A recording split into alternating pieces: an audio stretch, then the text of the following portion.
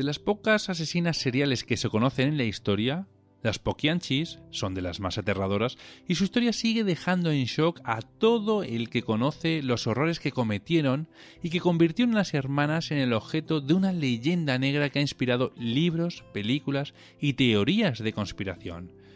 Las Poquianchis fueron acusadas de ser asesinas seriales, brujas y proxenetas, pero también se cree que su brutal caso pudo haber sido exagerado por los medios para vender más revistas y convertir a 4 mujeres en las grandes villanas de la época de los años 60. Hola Verónica, bienvenida de nuevo al programa. Muy buenas noches, compañeros, compañeras oyentes de Misterioso Universo en la Red. Una vez más, muchísimas gracias por vuestra invitación a participar en el programa. Más aún si es para hablar de un caso tan truculento como el de las Poquianchis. Lo cierto es que sobre estas mujeres ha caído una leyenda negra que ya no solo es conocida en México y sus alrededores, sino que ha cruzado fronteras y ha llegado a todos los puntos del mundo. Independientemente de cualquier rumor que haya podido surgir en estos años, y que no han sido pocos, lo cierto es que estamos hablando probablemente de las asesinas contemporáneas más despiadadas. Y digo contemporáneas porque se trata de unos hechos bastante recientes, sucedidos entre la década de los 40 y los 60 del pasado siglo, anteayer prácticamente. Por este motivo me encuentro hoy aquí, compartiendo el espacio contigo, Víctor, para tratar de responder a algunas de las preguntas que puedas formular y para que así nuestros oyentes puedan conocer un poquito mejor este caso tan despiadado y cruel. La historia negra de la que hoy vamos a hablar, os aviso que remueve el estómago a cualquiera dada la gravedad de los delitos que llevaron a cabo estas hermanas. Avisaros estáis por si queréis avanzar el programa y saltaros esta parte. Verónica, ¿qué personas se escondían detrás del seudónimo de las Poquianchis?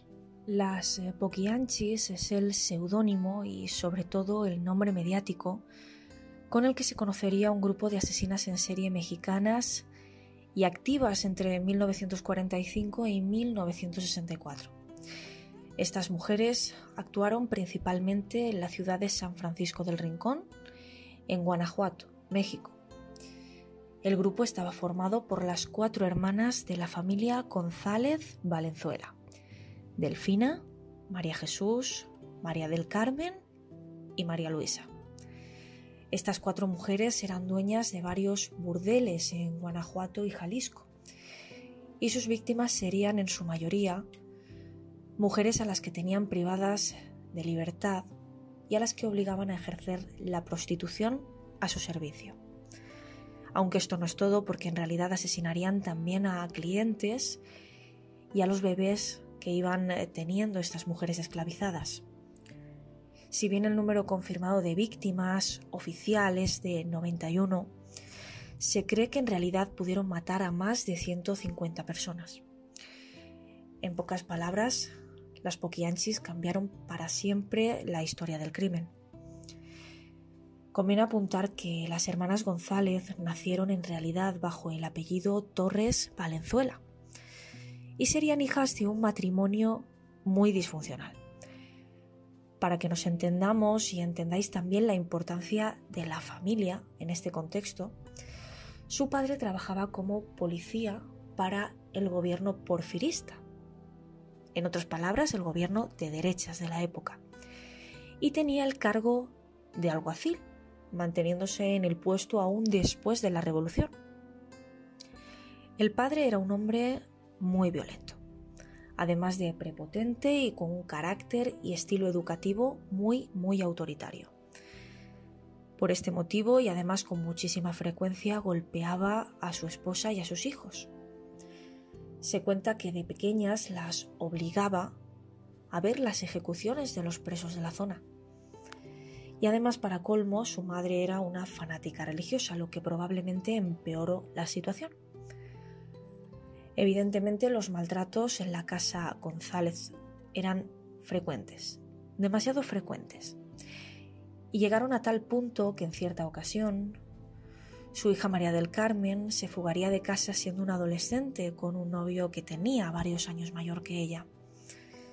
Su padre la buscó, la encontró y evidentemente la golpeó, le dio una paliza, para después encarcelarla de manera arbitraria. Lo haría en la prisión municipal, en realidad sin ninguna causa, sin ninguna orden de detención, y la mantuvo de esta forma por un tiempo indeterminado, un tiempo que de hecho se extendería a varios meses. Con el tiempo, su padre se convertiría en un prófugo de la justicia porque asesinaría a un presunto delincuente. Le disparó además varias veces por la espalda. Esto provocó que este señor huyera de la justicia y dejara a su hija encarcelada durante 14 largos meses. Mari Carmen salió de prisión gracias a un hombre mayor, un comerciante con el que había iniciado una relación amorosa y que la sacaría de prisión, y se quedó embarazada. A partir de entonces la familia se ve formada únicamente por el apellido González, sustituyendo de esta manera a Torres y quedando como González Valenzuela. De esta forma evitarían represalias al poder ser vinculadas con su padre, que en realidad pues las había abandonado y se había convertido en un prófugo de la justicia. ¿Y con qué tipo de negocios darían estas hermanas su salto empresarial? Allá por el año 1935, la familia vivía en un estado de pobreza más que lamentable. Las 4 hermanas apenas habían conseguido un empleo en una fábrica textil, pero los salarios de aquel momento apenas les servían para subsistir, y digo apenas porque en realidad ni tan siquiera les llegaba para eso. 3 años más tarde, en 1938, María del Carmen conoce a un hombre llamado Jesús Vargas, con el que inicia una relación, y ese mismo año se van a vivir juntos y Carmen pues pretende un poco alejarse de la pobreza en la que estaba rodeada. Abren entonces una pequeña cantina, pero Jesús malgastó absolutamente todas las ganancias de este establecimiento y le llevó directamente a la ruina. Después de esto, Carmen abandona a Jesús Vargas y regresa a vivir con su familia en la más absoluta pobreza una vez más. Para este momento, los padres de las 4 hermanas pues habían muerto, dejándoles una muy pequeña y modesta herencia, pero con este dinero, Delfina abre su primer burdel, ubicado en El Salto, una zona de Jalisco. La prostitución en aquel momento allí era totalmente ilegal, pero lo cierto es que la vigilancia para combatir la prostitución era muy pobre o prácticamente inexistente. Así que el prostíbulo consiguió estar activo por mucho tiempo, hasta que una pelea que surge en este lugar llama la atención de las autoridades, que finalmente pues determinan cerrar el establecimiento y con ello eliminar la prostitución inicial que habían comenzado las hermanas González. Es en 1954 cuando Delfina, la que inicia el negocio, muda el establecimiento a Lagos de Moreno, otra zona de Jalisco. Durante unas fiestas de la feria anual que se celebran en el pueblo, aprovecha la coyuntura y monta el negocio en esta otra zona. Para establecerlo, las mujeres llegan a contar con el apoyo de varias autoridades de la zona que eran bastante corruptas, por cierto. El propio alcalde, además, les concede los permisos para el negocio, que operaría como un bar normal y corriente a cambio de una serie de favores sexuales. Oye, Verónica, ¿y estos burdeles de las hermanas eran realmente legales? Evidentemente, y tal y como te comentaba hace un momento, no. Estos negocios, estos prostíbulos, estos burdeles no podían ser considerados legales en un contexto en el cual la prostitución estaba totalmente prohibida. De hecho, y según el relato de las propias hermanas, las técnicas que solían utilizar para instalar estos negocios consistían principalmente en hacer amistad con las autoridades de la zona, una amistad que en cierto modo les permitiría sentirse protegidas ante la ley. respaldadas. En muchas ocasiones se harían amantes y proporcionarían dinero, comprarían a los funcionarios locales para asegurarse así que el negocio no sería cerrado ni tampoco sometido a una vigilancia tal y como sucedería en otros casos.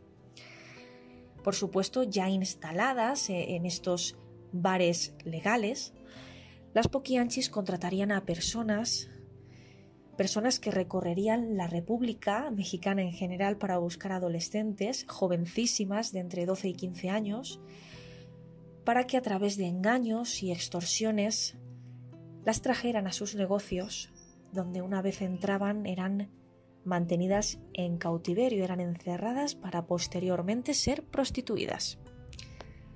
La Secretaría de Salud también estaría implicada en este sucio negocio porque solía emitir tarjetas de control falsas que las poquianchis utilizaban para presumir que sus muchachas, sus prostitutas, estaban sanas y libres de toda enfermedad. Estas tarjetas evidentemente costaban mucho dinero, pero servían a ojos de los clientes como una especie de tranquilidad de que no iban a contraer ninguna enfermedad que posteriormente pudieran transmitirle a sus esposas o familias.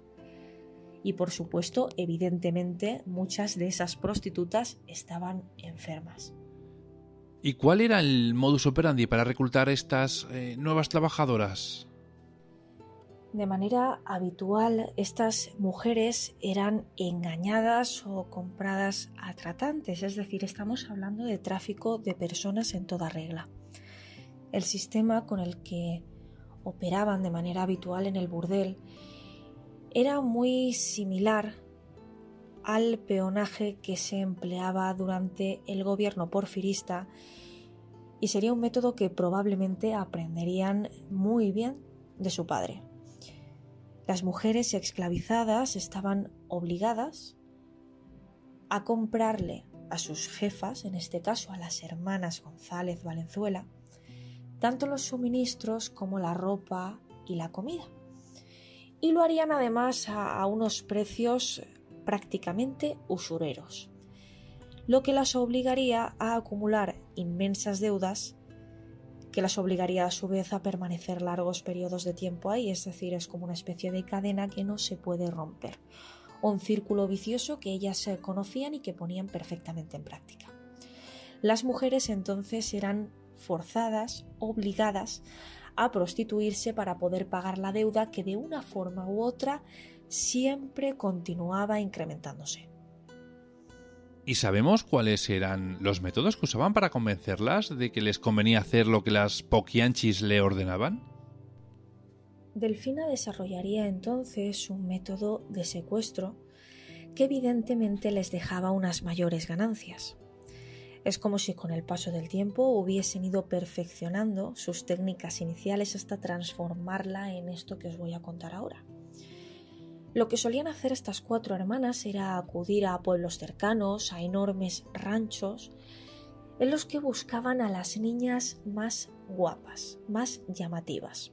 Y cuando digo niñas, estoy hablando de niñas. No importaba si tenían 12, 13 o 14 años.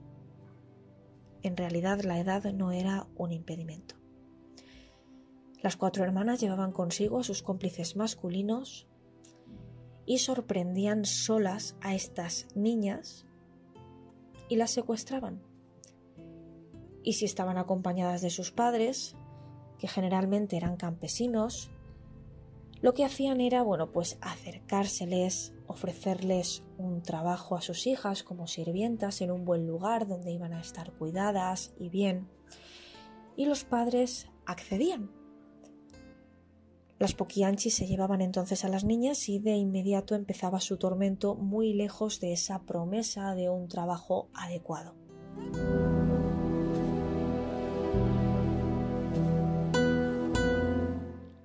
Y estas niñas a las cuales las habían obligado a la prostitución, cuando ya no les valían para su negocio, para sus intereses, ¿las dejaban marchar sin más? Cuando las prostitutas que se encontraban al servicio de las poquianchis alcanzaban la edad de 25 años, estas hermanas las consideraban mayores o viejas para ejercer el oficio para el que habían sido destinadas. Era como si hubiesen alcanzado el absoluto límite y se hubiesen convertido en demasiado mayores como para continuar trabajando. En lugar de dejarlas en libertad, tal y como preguntas, lo que hacía era entregárselas a Salvador, el verdugo que estaba a sus órdenes. Este verdugo las encerraba en uno de los cuartos aislados del rancho y las dejaba sin comer y sin beber durante varios días. Además, y para colmo, entraría constantemente a patearlas, a golpearlas, y lo haría utilizando una tabla de madera en cuyo extremo pues había clavado una serie de clavos afilados, que además pues les provocaría lesiones cutáneas reseñables y numerosas infecciones. Una vez estas mujeres estaban tan débiles que ya ni tan siquiera podían defenderse de los ataques, el verdugo las llevaba a las afueras del rancho, cavaba una zanja lo suficientemente profunda y las enterraba vivas. En realidad enterraba vivas a la que hubiese podido sobrevivir a semejante ataque. A otras que quizá podían ser más resistentes o se defendían de manera más importante, pues utilizaba planchas calientes sobre su piel para quemarlas, las arrojaba desde la azotea para que murieran al caer o les destrozaba la cabeza a golpes. Evidentemente, Salvador el verdugo trabajaba a las órdenes estrictas de las Poquianchis, y es aquí donde vemos la influencia de los factores familiares en su comportamiento. Es importante recordar que su padre era una persona muy violenta, muy autoritaria, que con frecuencia las golpeaba tanto a ellas como a su madre, y que su madre era una fanática religiosa que tenía un papel extremadamente pasivo dentro de esta relación violenta. Por tanto, las Poquianchis habían aprendido dentro del contexto familiar que la violencia estaba totalmente permitida. Y Verónica, me imagino que durante estas violaciones algunas se quedaban embarazadas. ¿Qué es lo que pasaba con estas mujeres que se quedaban embarazadas? Estas jóvenes podían quedar embarazadas ya no solo durante las violaciones iniciales, esas violaciones de prueba a las que hacíamos referencia hace un momento, sino también durante el ejercicio de la prostitución en sí. Si una de estas muchachas se quedaba embarazada, que esto sucedería con una gran probabilidad, pero también si padecía anemia o se encontraba demasiado débil como para atender a sus clientes, o si directamente no se atrevía por miedo a mostrar la mejor de sus sonrisas, directamente era asesinada sin más. Los bebés que pudieron llegar a nacer serían directamente asesinados y enterrados. No estaban dispuestas a cuidar a niños, ese no era su trabajo. Tan solo llegaron a salvar a un niño, al que guardaron expresamente para vendérselo a un buen precio a uno de sus clientes que además quería experimentar con él. Tal cual, experimentar. Pero mientras se lo llevaba, evidentemente se dedicaron a maltratarlo, como harían con el resto de las personas cautivas que tenían bajo sus dominios.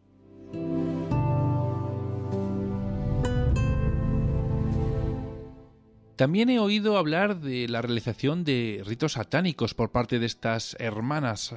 ¿Esto es una leyenda más?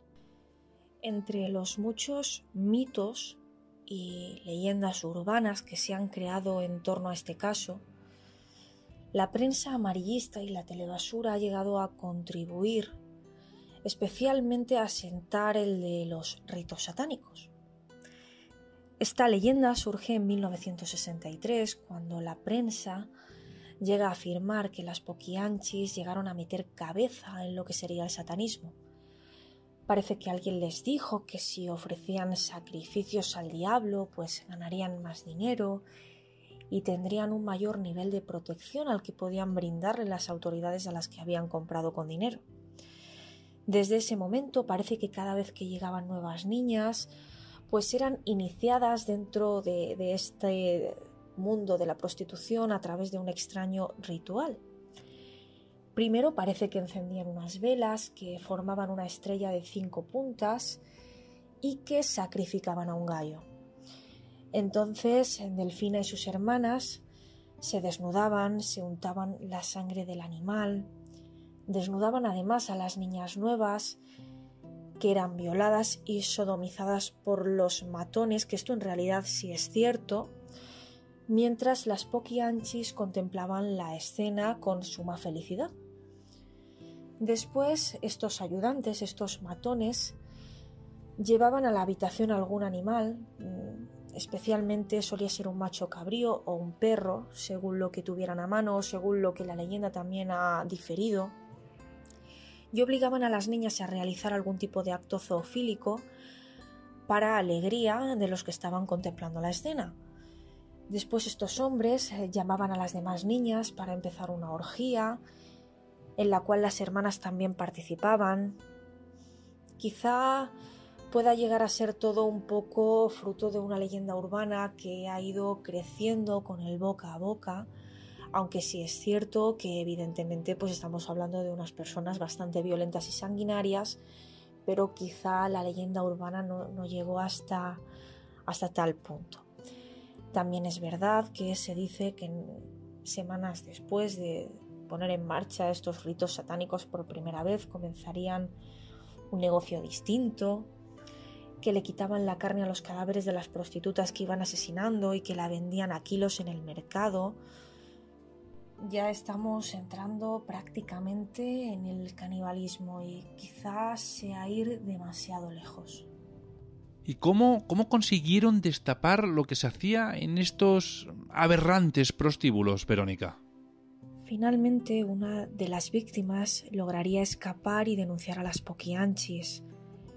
Lo cierto es que, gracias a Dios, no fue sorprendida por alguna de sus hermanas prostitutas, porque muchas de ellas se habían convertido en personas tan sumamente violentas como sus captoras y llegaban a participar de manera habitual en los homicidios y en los secuestros. Tras el arresto, se descubrieron varias fosas clandestinas, en las cuales se encontraron a los tantos y tantos muertos, entre los que había también clientes y bebés, y serían condenadas a la pena máxima de 40 años de prisión, pero solo una de ellas logró morir en libertad. Pues nada, Verónica, muchísimas gracias por contarnos esta terrible historia y que, bueno, nos guste o no nos guste, forma parte de la historia y ahí está, no la podemos cambiar. Así que nada, muchas gracias y te veo en el próximo programa. Muchísimas gracias por la oportunidad de compartir una vez más un capítulo de la Crónica Negra Internacional. En esta ocasión, en honor a todas esas personas que nos están escuchando desde el otro lado del charco. Para ellos va un fuerte abrazo esta noche. Muchísimas gracias.